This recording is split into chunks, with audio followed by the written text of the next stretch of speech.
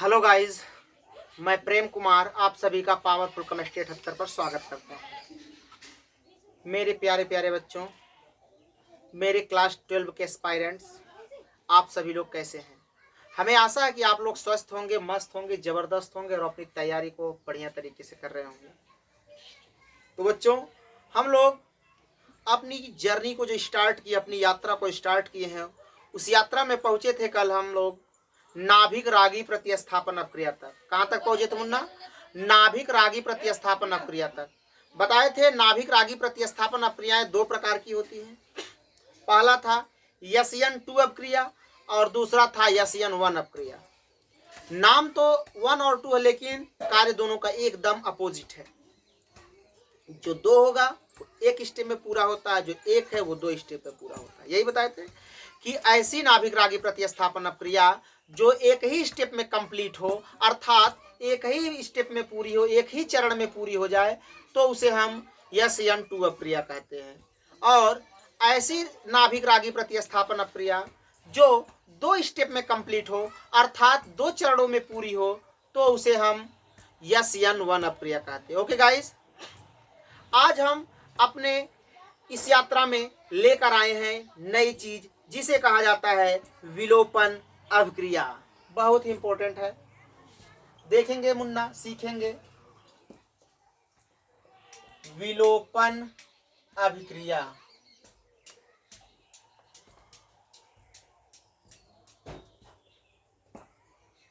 क्या सीखेंगे मुन्ना? विलोपन अभिक्रिया, इलिमिनेशन रिएक्शन।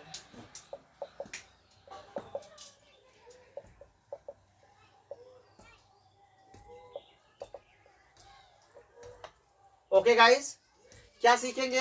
विलोपन अपक्रिया, इलिमिनेशन रिएक्शन। ध्यान से देखेंगे क्या होता है।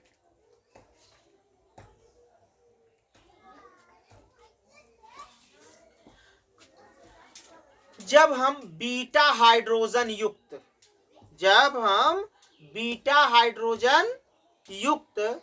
एल्कीन को, हेलो एल्केन को, सॉरी गाइस, जब बीटा हाइड्रोजन युक्त हेलो एल्केन को किसी भी क्षार की उपस्थिति में अपक्रिया कराते हैं तो हमें एल्कीन प्राप्त होता है।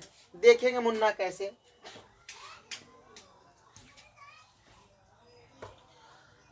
हम लेते हैं इस तरह से, यहां ले लिए कोई हाइड्रोजन एक्स, यहां लेंगे ताकि समझने में आसानी होगी आप लोगों को।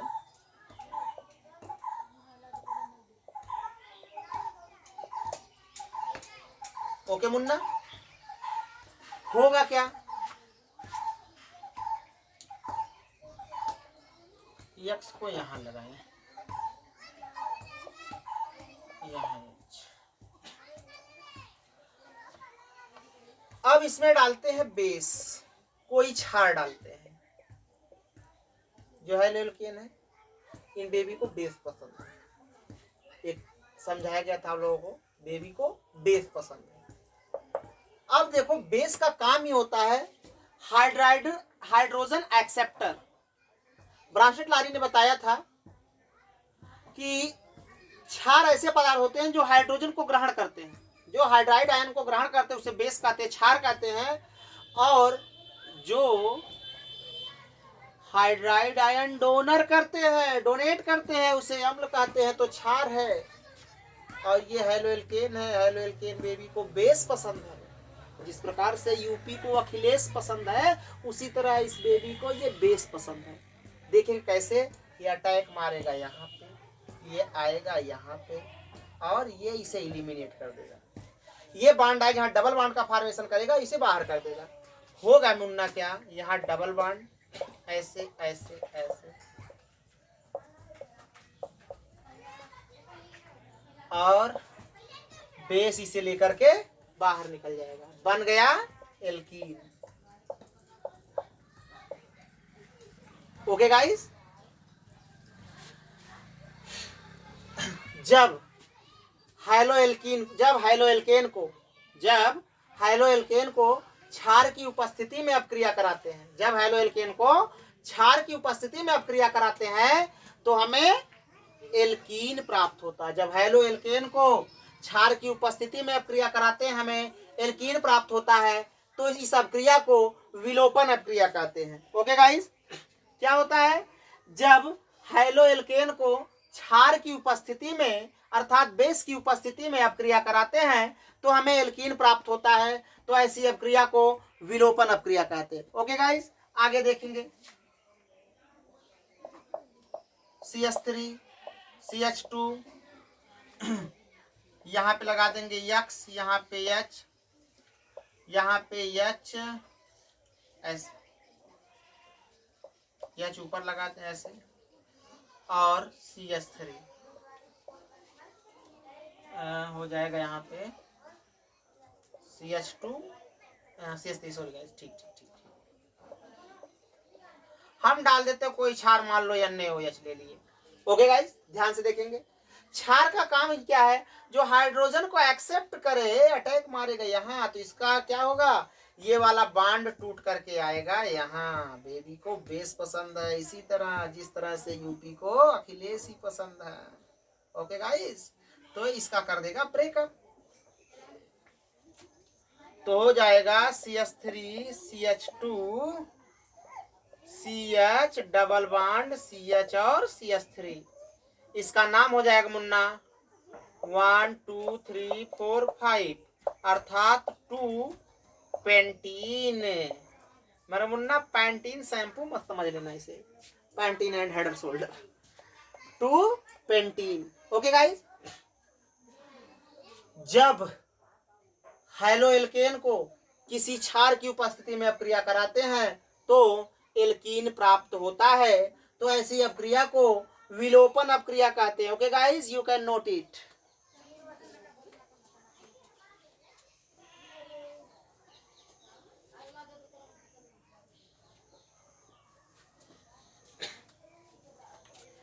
मेरे बच्चों, हो गया हो तो आगे देखिए।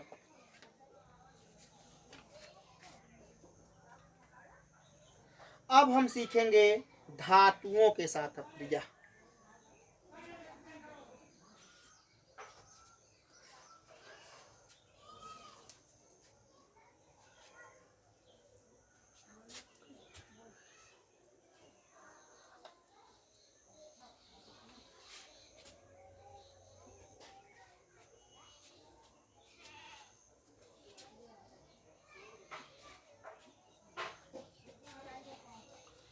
क्या सीखेंगे, धातुओं के साथ अपक्रिया।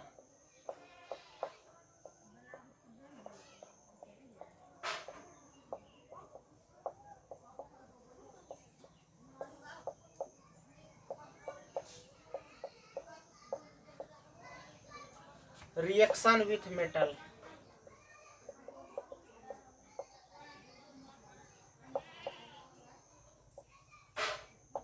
ओके मुन्ना, क्या सीखेंगे, धातुओं के साथ अपक्रिया। धातुओं के साथ अपक्रिया में हम पहली बात सीखेंगे ग्रिग्नार्ड अभिकर्मक का निर्माण। क्या सीखेंगे मुन्ना, ग्रिग्नार्ड अभिकर्मक का निर्माण।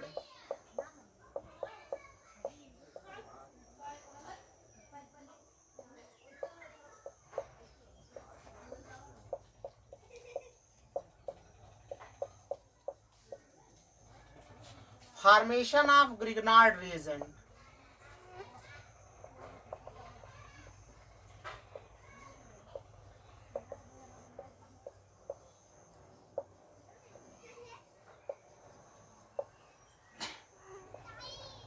Okay guys, formation of Grignard reagent होता है क्या मुन्ना,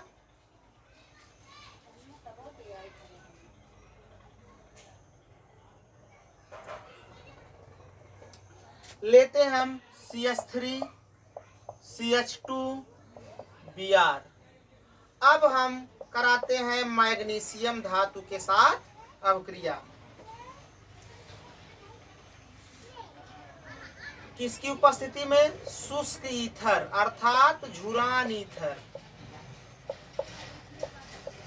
ए बच्चा, शुष्क मतलब झुरान, एकदम जब झुराई, क्या होगा,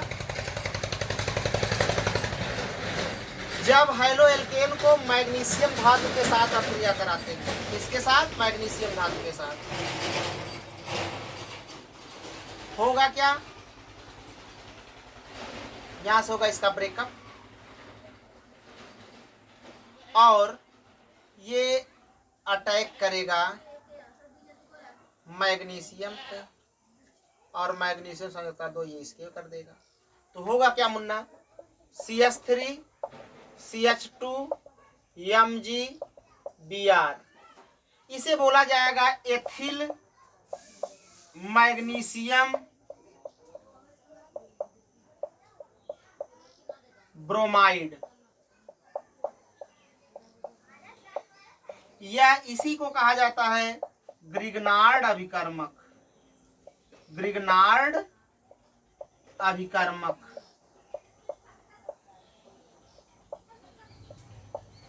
कह सकते हैं जब हेलो एल्केन को शुष्क ईथर की उपस्थिति में मैग्नीशियम धातु के साथ अपक्रिया कराते हैं तो ग्रिग्नार्ड अभिकर्मक प्राप्त होता है।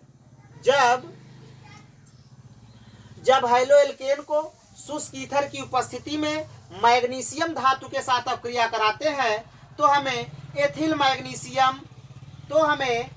मैग्नीशियम ब्रोमाइड प्राप्त होता है, अर्थात कह सकते हैं ग्रिग्नार्ड अभिकर्मक प्राप्त होता है। जब हेलो एल्केन को शुष्क ईथर की उपस्थिति में मैग्नीशियम धातु के साथ अपक्रिया कराते हैं तो ग्रिग्नार्ड अभिकर्मक प्राप्त होता है। Okay guys, you can note it.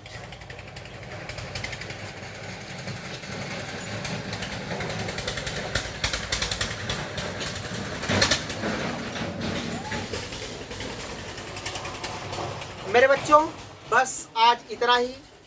तो इसी तरह से बने रहिए पावरफुल केमिस्ट्री 78 पर और अपने दोस्तों को शेयर और सब्सक्राइब करना ना भूलें और कमेंट करना बिल्कुल ना भूलें। Okay guys, so thanks, all the best of luck.